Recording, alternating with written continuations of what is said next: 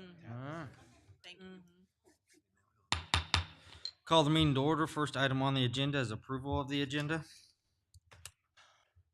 I move to approve the agenda. I second it. Been moved and second. All in favor say aye. Aye.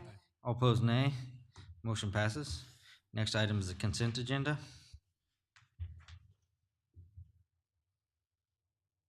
I will also move to approve the consent agenda. Second. Been moved and second. All in favor say aye. Aye. All opposed, nay. Motion passes. Is there anybody here from the public like to speak to something that's not on the agenda? Seeing none. Go to new business, year-to-date financials. Baker Tilly.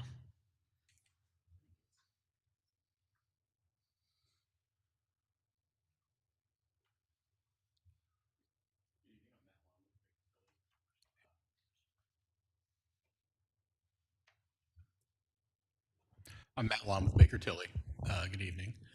So first, we're going to go over the November dashboards that I'm sure you are familiar with. This first page here is our cash and investment balance, which shows your cash balances for all of your funds compared to last year. As you can see, we're carrying just under 300,000 in the general fund, which is below where it was last year, but we are still anticipating a better ending balance for general fund than prior year.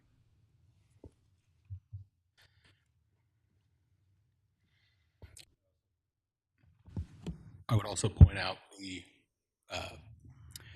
fund balances for electric, which is up considerably, which was not surprising due to the rate increase. Additionally, you're seeing some recovery in the water and water utility fund, and you can see wastewater is down for the year, but that is due to higher than expected personnel costs in the wastewater fund. Unless there's any questions, we'll move on. Is this through November? Through November, yes. Through November? Yeah.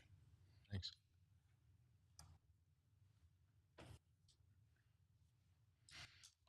Now we have the dashboards that cover your primary revenue sources. So first is going to be property tax. There hasn't been much change since September when you got your last big chunk or last significant chunk of ad valorem tax. Usually there's a little bit that comes in mid-year. You won't get the next big chunk until January. Still, on par with what was anticipated year to year with budget. You can see overall your city sales tax is up 18% versus last year. For the month of September, it's still generating almost as much through November as you did for the entirety of the prior year, as you can see by the bottom line there. The county share tax, again, month to month is up, and based on last year's performance through November, you're in good shape there as well. Court fines, vehicle tax, no surprises there for any of those. You can see the big one down there at the bottom is the electric utility increased revenue versus you're already ahead of where you were at the end of last year, just through November. And again, that's due to the increased rates. Put you in a much better operating position. The purchase power expenses and electrical fund, you can see down versus the prior year, month to month. Water revenue, main utility charges, down month to month, but you're still ahead of year end overall through November. Sewer charges also, you're right on pace with where we would expect you to be through this time of year. And then you've got finally, you've got the refuse and recycling charges. I can go through the rest of these again, but again, we're pretty much just looking at graphical representations of the information you've already seen. So again, the property tax, the sales taxes, and then the expenses for electric and the revenue for water and wastewater.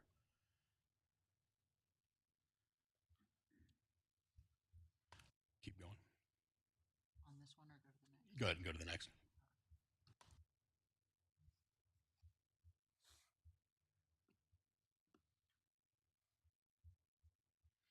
Okay, this is just another report we send along to your admin staff that shows we call it an income statement, but it's really looking at performance year to year for individual line items. So you have that for your records. And this is the entirety of your financial system, so not just the funds that we highlight in the dashboards. So if there's any questions about these, I'm happy to answer them. But again, this is just basically expansion of everything we've showed you so far. So we can go to the next one if you'd like.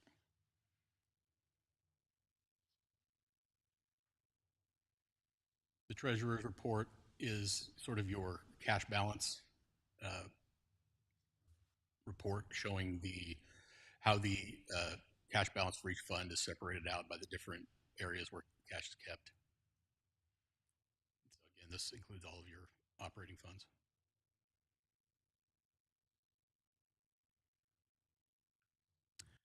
And then finally, we have a forecast for year end for your primary general fund and then your primary utility funds. So the 25 budget in the column to the farthest to the right, 25 forecast is where we anticipate ending the year. And then you've got the estimate for 26, which is essentially a calculation of growth from 25 to 26. Some of those numbers are not going to exactly match what we have for the 26 budget because we're several months down the road, so we have more accurate estimates for everything. So as you can see, could you roll back up a little bit just so I can show the ending balance there? We're anticipating an ending balance for 25 of 121,000, almost 122,000 for the general fund, and then next year just under 200,000. Go to the next page. This is for I believe this is the electric fund. You just scroll up just a little bit so I can see that. Yeah, it's electric fund here. And again, our estimates for 25, how it'll end the year when that says forecast there, that's essentially just an estimate for how the year is going to end based on performance prior to this point. Ending with a $550,000 fund balance estimated, and then $715,000 next year. So help me rationalize in my head. I think you showed cash and investments for electric fund ended at $1 million. Mm-hmm. I'm trying to reconcile what we're seeing here on the electric fund, revenue minus expenses of a surplus of 98,000. So, okay, so the difference is that the forecast was generated off of it's a tighter. The forecast is not as tight of an estimation. It actually, those estimates have not been. Those were through 3 quarters of the year. Because that's when we first show them to the Budget and Finance Committee. So it's not as tight of an estimate. We're confident that we're not going to be below that ending fund balance number there that you see. It'll probably be much closer to where we're at now. We will have, I think you do have additional debt payments perhaps still between September and December. So that may have also been taken into account. thanks. And again, these were generated primarily for staff for purposes of year-end budget. Make sure nobody's going over on anything and where we're going to be at going into next year.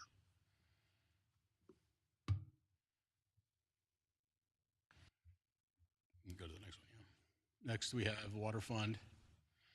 And again, water's a little tighter. You scroll down to the bottom line there. Then electric, obviously, but we're still projecting positive ending fund balance and growth the following year in that ending fund balance.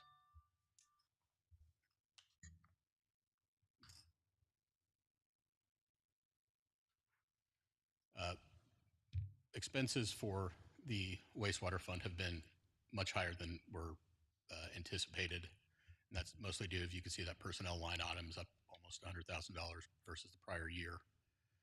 There's been some savings in contractuals, a little bit of savings in commodities, but transfers are held basically to where they were last year.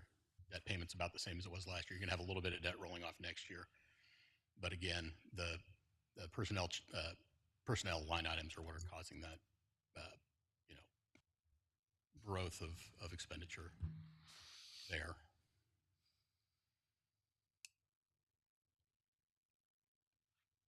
Yeah.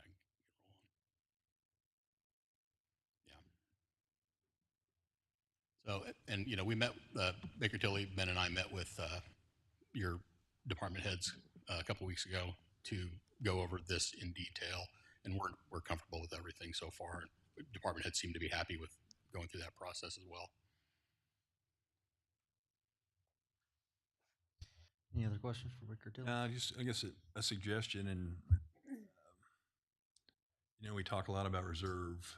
Right. That's kind of the only knob we have to turn once we set the budget.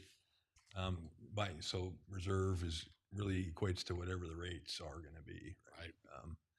So I think it'd be helpful when we look at these dashboards if we at least showed where the 15%, the minimum of the policy, right, is, and how close we are to that. Are we over it? Are we under it? Okay. So we can kind of see, I assume when it's red, just based on the size of that, it's probably not there, but it'd be good to see how close we are to our policy. Yeah. So what we'll do is, I want to integrate for the council's sake, for increased transparency. I would like to integrate the style that I have for these.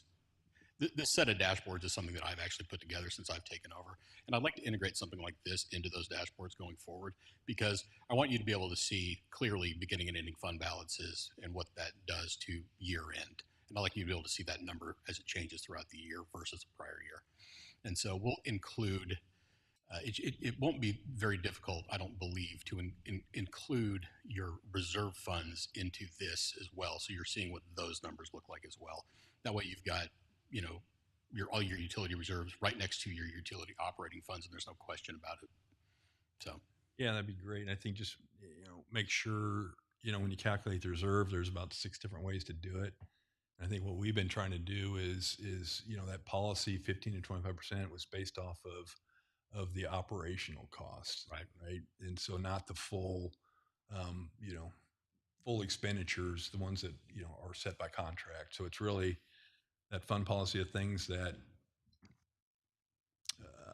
it will fluctuate and we need a reserve for. I mean, debt won't fluctuate, purchase power things don't fluctuate, or if they do, we have the PCAs to do that. So when you calculate the reserve policy, that's what we've been using is related just to the operational. Just the operation number. So would you like, which is a smaller number than it would be if it was the whole budget. So you would like to see a number for, what we could do is just do a whole expenditure number for it and put it alongside a operational number as well. So you've got both. Yeah, that'd be great. Yeah, easily can do that. Any other questions for Rick or Tilly? All right, thank you, sir. Thank you, guys. Anybody from the public like to speak to this agenda item? Seeing none, any further council discussion, comments? No, I mean, I will mention, I met with Jeff, we're trying to, and we'll talk about it in the budget and finance, we're trying to get first pass of 2026 rates. And, as we see here, the data moves all around. As we get a new month, we got the forecast, then we get an actual, and it changes pretty dramatically sometimes. So something to be thinking about. No action tonight, obviously, but both Jeff and I thought it would make sense to change the ordinance to where we're really not changing the rate until February, because then we'll have December numbers. We'll have the full year actual. I like that. And we can then do something based off of that, off of the full year, and we'd just be moving it a month. So it would still be a 12-month policy. This would be February to February, not January to January. So think about that, and I think we can see why, because forecasts are just that. They're wrong by definition. So let's work off of actual numbers when we get through the year. So something to think about. I think that's a great idea. Any other comments? Seeing none, go to the next agenda item, communication policy. Susan, I'll kind of let you give a brief synopsis of this since it's your committee. Sure. We met, maybe four times? And we just kind of consolidated all the information.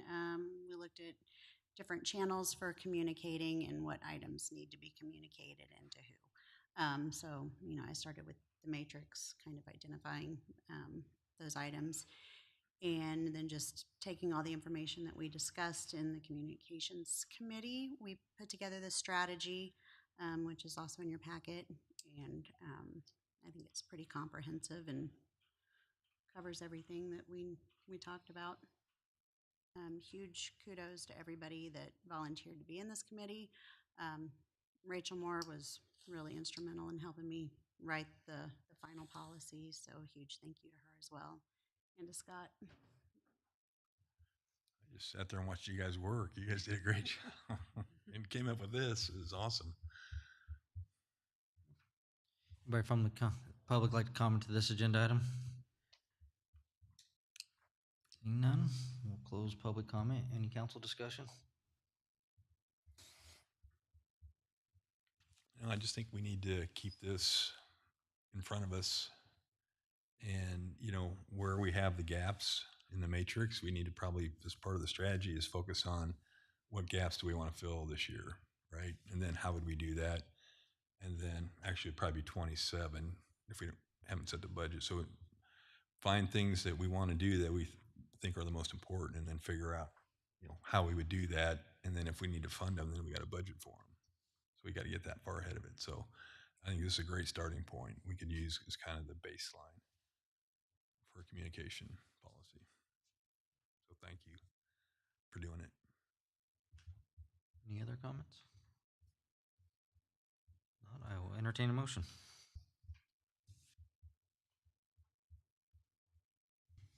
I move that we approve the communications policy. I second it. I'll third it. And moved in second. All in favor, say aye. Aye. All opposed, nay. Motion passes. Next agenda item, resolution 2025-24 crosswalk bid. Jason. Well, good evening, Mayor and City Council. I'm Jason Hoskinson, engineer with BG Consultants, and I was here a couple of months ago providing a council update on the status of the design of the crosswalk project. Since that date, we've had a bid opening right before Thanksgiving, and we got some really good bids. You can see the results in your agenda packet. We received 8 bids on the project, and King's Construction from Oskaloosa was the low bid with a bid price of $235,000. So it's well within the budget, below our engineer's estimate, and glad that we got a lot of interest on this project. So the next step is to move it into construction. So if the council so desires, we'd be looking for a motion tonight to award the construction contract to King's Construction for $235,000, and then we can start that process of pre-construction meetings and permits and getting the project going. So, And Jason, can you remind the council, this is a 70-30 grant from KDOT, is that correct, or 80-20? it's actually 85-15. So 85% of that $235,000 will be reimbursed back to the city upon completion of the project. And so the city will have to cash flow it through the process. I believe the late start dates in February, so it assuming the weather in the winter isn't terrible, I would assume they'll get started early 2026, about 2 months worth of construction, close that out, and then the city can request reimbursement from KDOT. And my experience is they reimburse pretty quickly. So hope to have this all wrapped up by end of spring at the latest, but hopefully sooner than that. And this is for the crosswalk at Heritage and 8th Street, along with the sidewalk over at Heritage to connect to the new Heritage subdivision. Correct. So our share would be roughly 35. Does that sound about right? 40,000. Yep. Any questions for Jason? All right, thanks, Jason. Thank you. Anybody from the public like to speak to this agenda item? Jerry Smith, 1308 High Street, Baldwin City, Kansas. Is this going to have traffic control? Yes, that's part of that's why we're doing it, to increase the traffic control that is currently at the There'll be cross. a stoplight there, No, KDOT will not allow a stoplight. so you're going to have manual traffic control Yeah, with flashing beacons. with flashing beacons like down here? Well, it's replacing the 8th Street crosswalk with a more, a better system that is more, that you can see better, because this one is outdated, and then adding the same thing over at Heritage. Okay, that will be signed, I presume, farther up. So That'll be people what? Will be signed, there'll be signing farther up on 56 coming both directions, east and west. I mean, it's a KDOT road, Notify people that it's going to be there. Jason. Yeah, you're the engineer.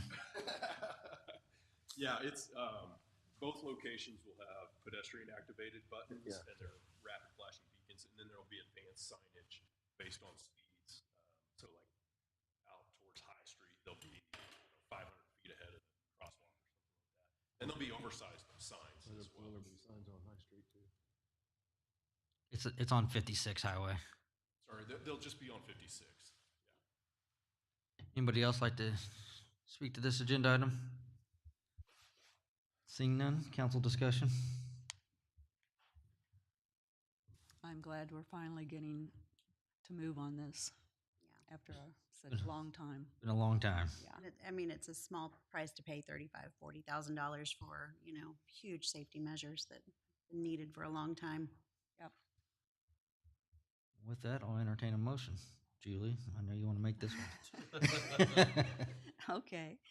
I move that we accept the bid from King Construction for the crosswalk on 56.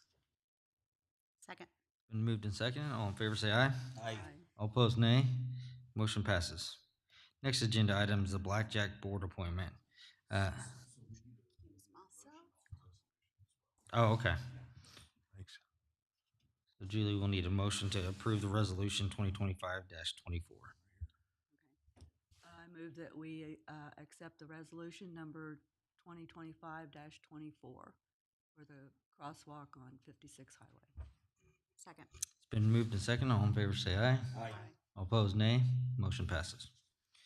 Next agenda item is the Blackjack Board appointment.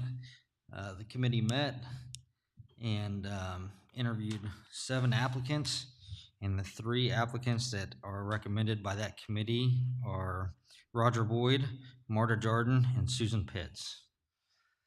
So with that, does anybody from the public have any comments on this agenda item? I wondered if you could just, and thank you, Mayor and Council.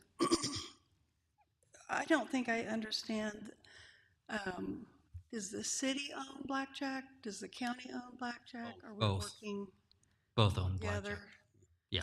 So, because most board appointments this late in the year, I thought usually went to the first of the year with the new mayor and council. And so I just didn't know why this one and of course the library board were on there. And then again, I didn't understand the ownership of that and how the county is involved in the selection as well. Thank you. Anybody else have any comments? This agenda item? Seeing none, council discussion, comments? Like the board selections? Yeah, we had quite a few candidates for this, which I was glad to see, and I think that the three that we're nominating are good choices.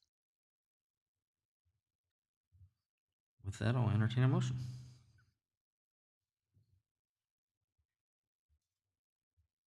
I move to approve the Blackjack Board appointments As presented. Huh? As presented. as presented. Second. Been moved in second. All in favor say aye. Aye. All opposed, nay. Motion passes.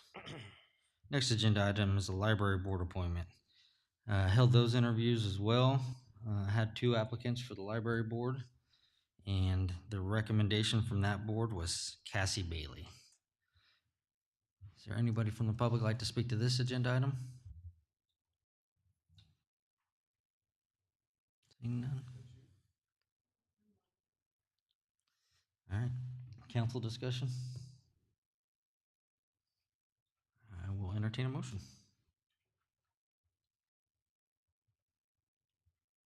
I move we approve Cassie Bailey as library board appointment. Second. Been moved in second. All in favor say aye. Aye. All opposed, nay. Motion passes. Next agenda item is the Outify agreement. This is the system spoke about in multiple committees, but as well as the communications committee, to send out text message alerts from the city to citizens about outages or emergencies or road closings or upgrades to utilities or whatever may be happening in the community, to just make another communications outlet to the community. Is there anybody from the public like to speak to this agenda item? Seeing none? Oh, yes, Marta. Marta Jordan, 1677 North 400 Road. I think this sounds like a great idea. Thank you. Thank you, Marta. Anybody else like to speak to this agenda item? Seeing none, council discussion? I agree with Marta. I think it's a great idea. Absolutely. It was a huge part of what we talked about in the communications committee. I think it's desperately needed, and it will help solve a lot of our communication issues. I think it can speed And- things up too. Yeah, We talked about it in the public works too, and it's going to be a big benefit for them. for sure. And just one more step to transparency. Yep. Yep, that's right. All right, with that, I'll entertain a motion. I move we approve the Outify agreement. Been moved and seconded by Susan and Julie. All in favor say aye. Aye. All opposed, nay. Motion passes. Next item is Resolution 2025-25, building permit fees. So Russ brought this to my attention, and we just wanted to get direction from the council on what to do. It was our recollection when we extended the NRP a few years ago that the building permit half price building permits was extended with it. But when we looked, there was no resolutions, there was nothing to show for that. So this is essentially here on the agenda to see, does the council want to continue that policy? If not, no action needs to be taken, and that policy's over and it goes back to normal. So that's kind of what this is on here for. I'll open it up to public comment, and then we'll get council comments. Yep. Hopefully this will help you. For those that don't know and the public listening, I happen to be employed with the city when the half-price permits came about in 2008, and it might have been adopted in 09, I can't recall, because of the market crash. And, you know, we were lucky to get a permit or two a year. And the intention was much research was done to see what other communities were doing. Different departments in bigger cities could offer some incentives. In Baldwin, what we could do was the half-price building permit fee. Over time, the actual building permit fee proper was halved, but it also grew to include water tap, sewer tap, the electric fee. There used to be a $350 park improvement fee on there. I don't know if those are on there anymore or not. But the building permit was used as a tool because you don't want to have a lot of departments handling money. So it was used as a tool to collect monies for other departments, electric and public works. Those ended up being halved as well. And in the infancy, that wasn't the case. That wasn't what the intention was. Move to today, we have, 3 new subdivisions, multiple homes being built.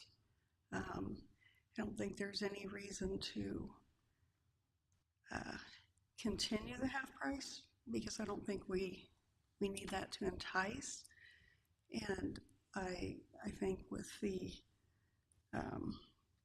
just going around looking at the numbers and the buildings that are being built, that can easily add up to $1 million or $2 million that we are not collecting. And we're basically just giving contractors a little bonus check, because I can about guarantee you they're not passing it on. And I don't think our financial institutes in town, I don't think our realtors, I don't think anybody else is saving any money to help continue to invite growth into Baldwin. And so by doing that, it is coming out of everybody else's paychecks or their taxes or whatever it is when we're not collecting that money. So that's the history of it. And if that helps you, look at what it was in 2008 with the market crash and drive around and I mean, Baldwin's booming. That's awesome. I think that we should do away with the half price permit and put the money back where it needs to go into the respective departments and start filling those back up where they need to be. Thank you. Anybody else? Did you say? Thank you, Mayor and City Council. I would have to echo what Tina Riggs just said. I really think, in all honesty, as the mayor-elect coming in, this should be tabled until I am sworn in as mayor. This is a situation that's going to hamstring this administration coming up for 5 years? If I understand it correctly, 5 years, right? On the half price. I mean, everyone's sitting there looking at me. Am I correct in this? 5 years or wrong? No. Okay, how long? The intent was to line it up with the NRP. Okay, I see what you're saying now. But I really think that, we're losing this as a city, we're losing some financial matters through that. And I'd really like to take this opportunity to have a look from my side, my viewpoint. I have a fellow city council member sitting here getting ready to come in with me, and I think that decision should be left up to us as to what we want to do. Extend it, not extend it, change the resolution, or do whatever. And that's just my take on it. But thank you for your time. Okay, I appreciate it.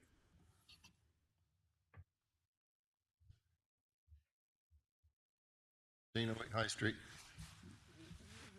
Do you know, in this period of time, do you say that was in 2008? In 2008 from now, how many dollars we've lost by doing half price? Is there any way to estimate that, or does somebody have a price? Russ, you got any idea? I don't have it all the way back to 2008. I did some quick numbers. I just did a look back the last 5 years on what it looks like. Like in 2021 we had 14, in 22 we had 5, and then 23 we had 8, and 24 was 8, and this year we've had 22. Now that's the number of new construction residential houses. So that doesn't factor in any kind of remodels or commercial properties. So how much are they paying to get a permit at this time? So they're paying roughly. They say it's half price. So how much is half price? Pretty much roughly about $5,000 or. So they ought to be paying 10. Is that what? Correct. Okay. So how much did you come up with that was lost to the city coffers? So over the 5 years from 21 through today, there's an average of $49,000 a year is what it ends up being. And that would go in general fund, would that be correct? Or does it go to departments? It would go in, it would be spread out through departments. Kind of depends on what their piece of the pie was from, like, let's say with a water meter would go to water department, electric meter would be electric fund, so on and so forth. So we have approximately, I would guess, at least 90 lots that's available in the community now for sale for building? I'm not for sure on that exact number. Somewhere in that range, probably. So at $10,000, that's a pretty good chunk of money. We lost $5,000 on every one, I think. Thank you, guys.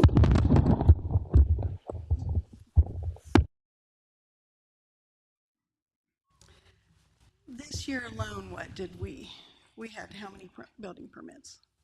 This year alone, we had 22 new residential structure building permits, and that was a total permit value of $102,580.40. That we should have received. Correct. Thank you, Russ. And I just wanted to preface, at that time, we only had that incentive. Now we have what is it called? The acronym, the RED, the rural housing, and there's some neighborhood revitalization. So, people can come away with, potentially 3 different opportunities to. Well, no, because you can't have NRP and RED on the same property. 2 opportunities then. So thank you for that. So yeah, I just want to say, back then we didn't have that. Now we have that plus the half price. So that's pretty significant. And yeah, as somebody that is, along with many other, the taxes and the utilities and everything, I just think it should be really taken into consideration that could have been a difference of not having to raise some of our utility costs, potentially. Anybody else like to speak to this agenda item? Good evening, City Council. Thank you, Casey, for your term as mayor. You did an amazing job. I'd like to weigh in just a little bit. I think we got about 113, building lots total as it stands. The average building permit price in the city of Baldwin is right around $10,000 to $11,000 per house. The vast majority are. So the math is quite simple. It's about $5,000 per structure, plus or minus a little bit there. We had a bonus year this year. We got 2021 new constructions. That includes 4 duplexes that were recently permitted. It's a big year for Baldwin. That did take 102,000 plus or minus out of the taxpayers' pockets. The program is originally designed for the economic crash of apparently 2008 or 9. I would like to ask the question. I support building.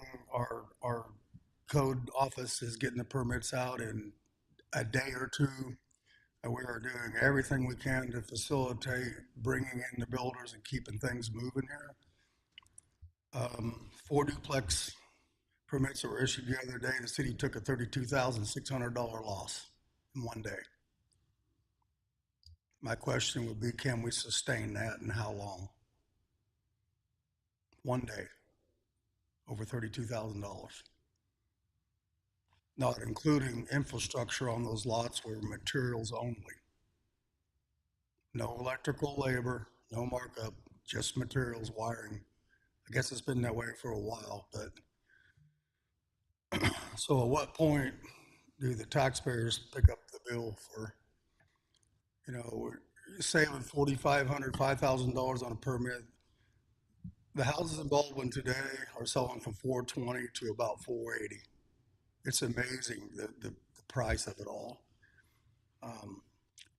1% being roughly $4,500 a house. So the building contractor's saving around 5,000, 4,500. In the big picture, 1%. It doesn't seem like that much, but I support the city of Baldwin with everything I have, and I'm doing everything I possibly can to get the codes out, the permits out, and keep everybody moving. But that would be my question. You know, it's been out there for a long time. It's been out there since I built here in the mid 2000s. I was building here, and it's been a long time. So it would be a very good question going forward to really look at it and evaluate how much we can save the builders, plus where does the taxpayer pick it up? Thank you. All right, thanks, Stu. Anybody else like to comment to this agenda item? Seeing none, we'll close public comment, open up council discussion.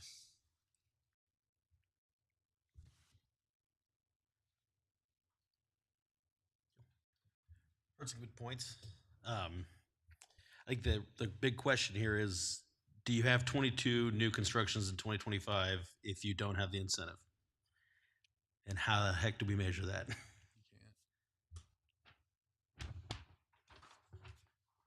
I mean, that's always the tough part. Same thing with RID. The argument against is, well, you don't have to give them anything; they'll still do it. And there's no way to know, because you pick a path and you figure that's where you're at, and you don't know what the other path would have been. So this is an incentive. Whether the builder keeps it or passes it on, to me, it's all about absorption rate. We got a lot of lots, and it's in our best interest to get those built as quickly as possible, because, by the way, I don't know how long it would take to pay back that $5,000 per house based on property tax and utilities.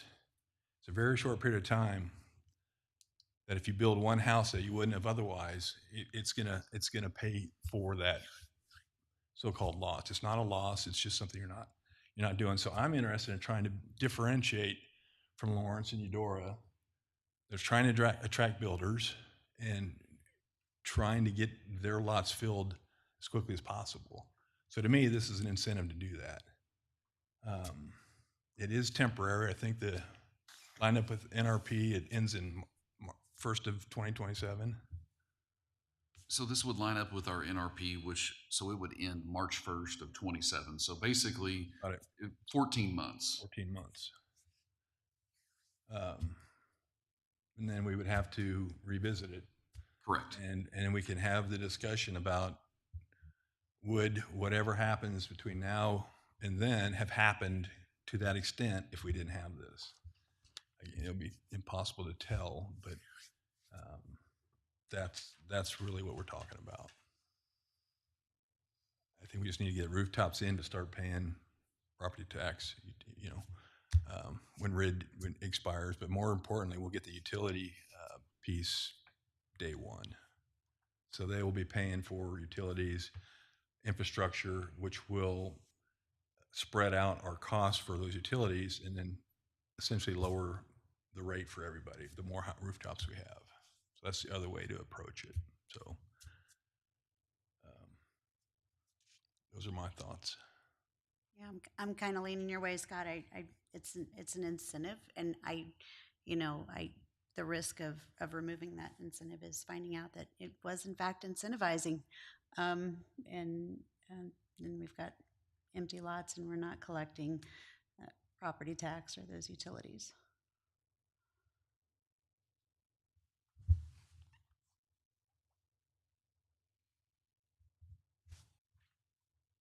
So I'll entertain a motion either way.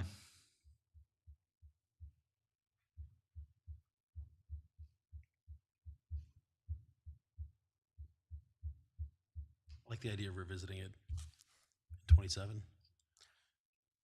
Yeah, it's a short term, what'll be interesting to see if this bubble we had here in 25 continues or not.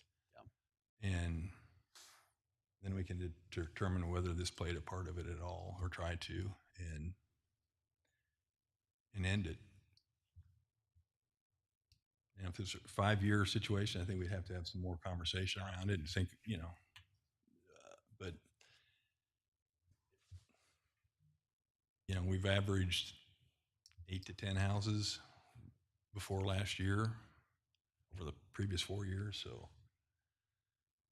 I say we try to keep this momentum going that we had in 25 and changing our economics. You just don't know how that's going to impact the decision making. And once you lose a house that could have been built here that's built in Eudora, you don't know when they're coming back here. So we're talking years potentially to make up for a house that might have been built here and isn't. And that's my biggest concern. We got a lot of lots, and we've got to get them filled. If we had a fewer lots, not as important, right? If we had our normal amount of very few lots, then don't need to do this.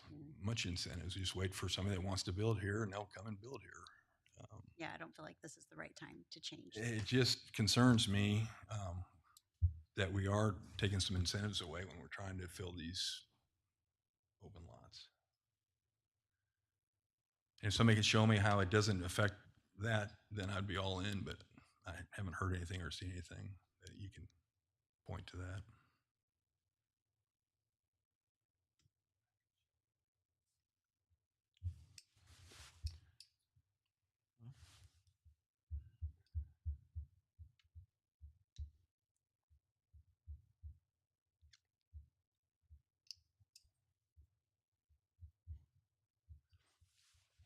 I'll move we accept resolution 2025-25 as presented. Second. Moved and second. All in favor, say aye. Aye. Opposed, nay. Nay. Motion passes.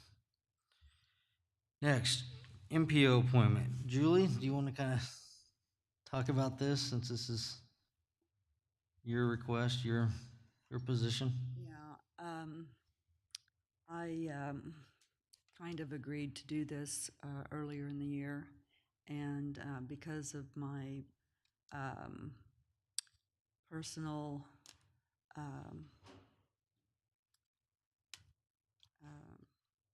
commitments, I guess, I don't feel that I could fill this position. Oh, yes, I'm sorry. The MPO is a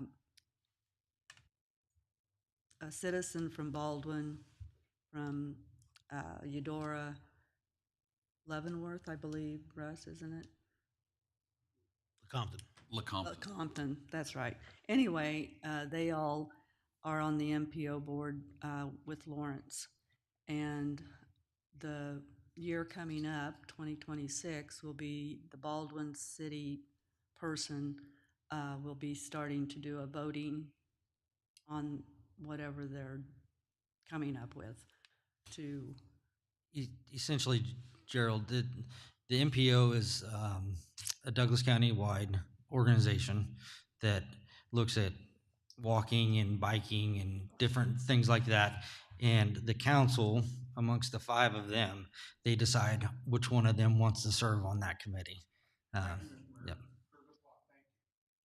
So anyway, I would request that I be taken off of that committee and someone else from the council to take that up.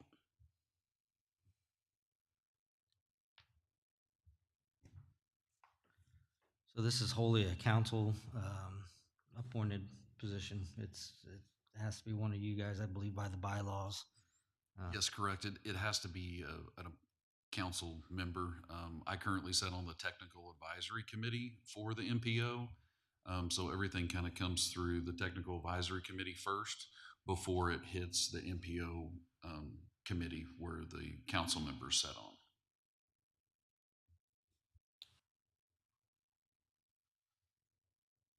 So does anybody have a hankering to serve on the MPO committee? When do we need to know by? Well, I think as long as, it sounds like the new council member may end up getting appointed by default. Can we vote on him? I vote for Peter. So, Thank you, Peter, for helping me out. I would say the difference is, I would say it's looking that way, Peter. So, just from my prior experiences. We'll appoint Susan and then she takes over the Yeah. role. So I don't think there's any timeline. Julie had asked me last week to include this on the agenda, so that way she can have that discussion, let the council know that she's not interested in continuing to serve. So if council wants to boot it to next council meeting, when the new council member takes over and gets strong-armed into the MPO position, then That's so kind of be what it. happened to me, Peter. It's kind of what happened to me. Yeah. If you don't show up, that's when you get nominated. So I will say we probably do need a decision at the first council meeting in January. There is a meeting, I want to say, between the 15th and 20th of January that they would need to attend. They can attend these meetings through Zoom, so you don't actually have to be in person. So go ahead and block that time off, Peter.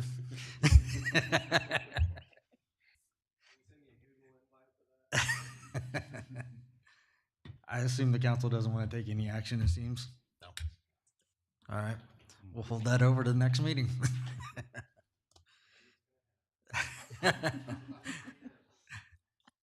Council committee reports, budget and finance, Scott.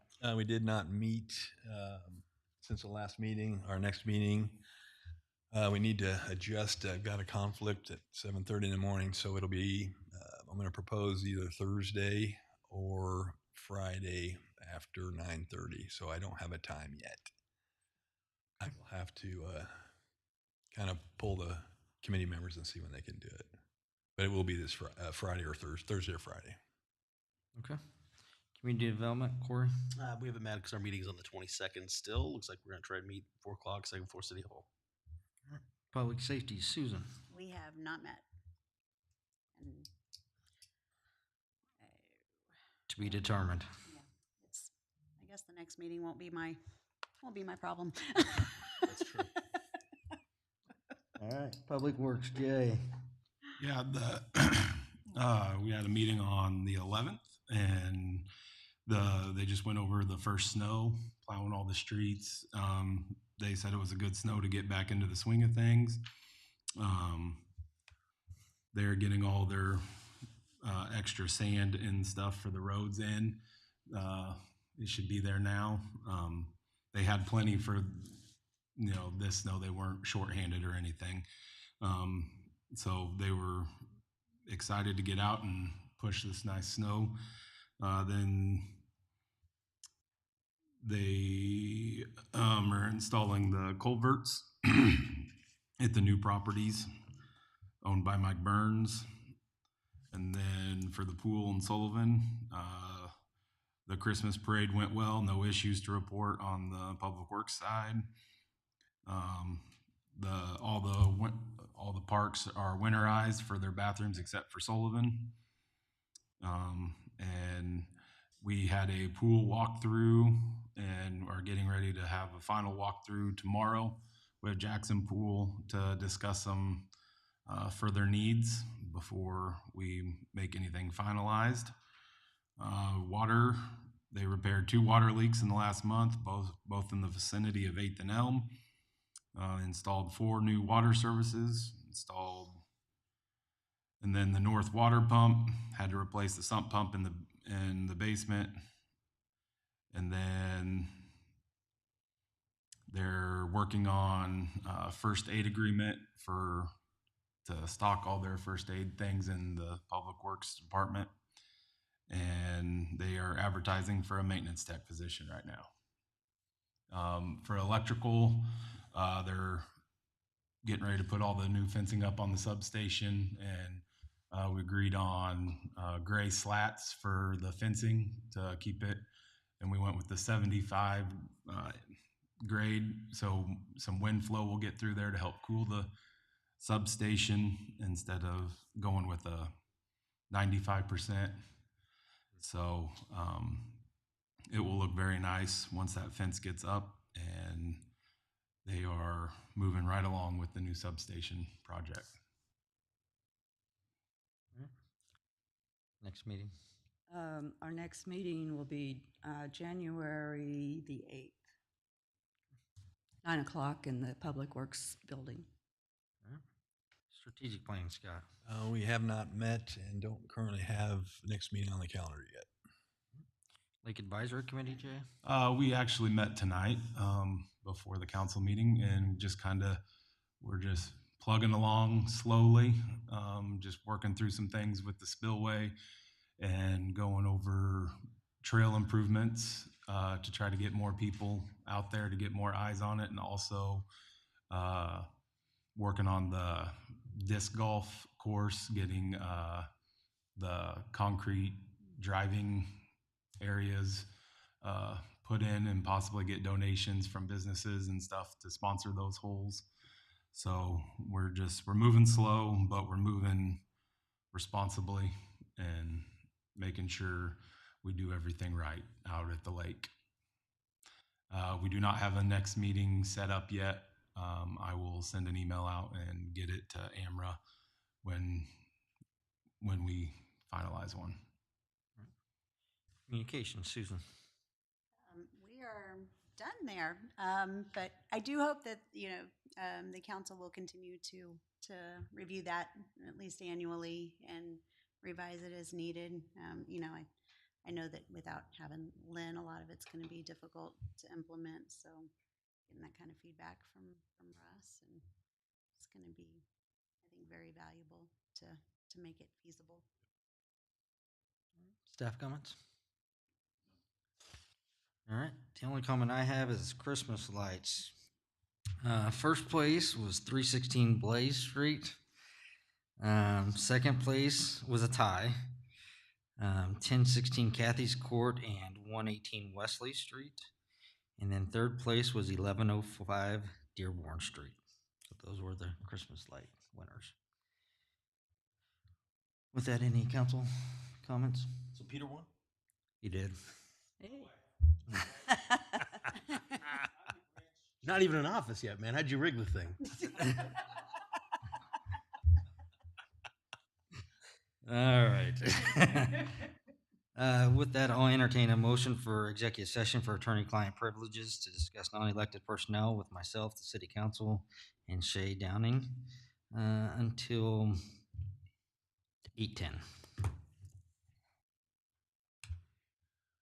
I'll make that motion. Been moved and second. All in favor, say aye. Aye. All opposed, nay. Motion passes.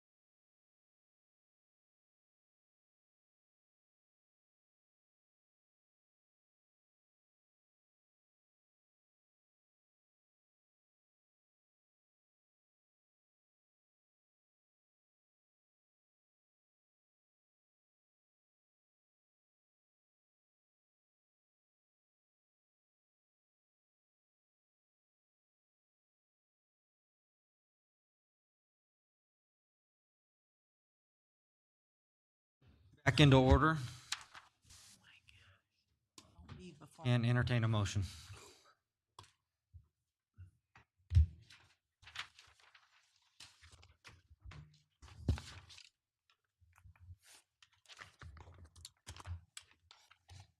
I move that we approve the contract for Russ Harding to be our new city administrator.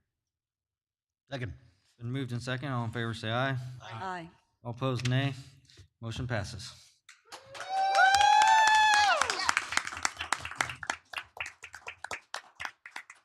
Speech. Yeah, speech. Usually I'm not at a loss for words, but I am tonight. Thank you. I appreciate it. I look forward to serving the citizens of Baldwin City. Thank you, council, mayor, thank you. I'll entertain a motion to adjourn. I move we adjourn. I second it. Been moved. Did we have a second? Second. Jay kind of grumbled it. I think he wants to stay. Been moved in second. All in favor, say aye. Aye. All opposed, nay. Motion passes. We are adjourned.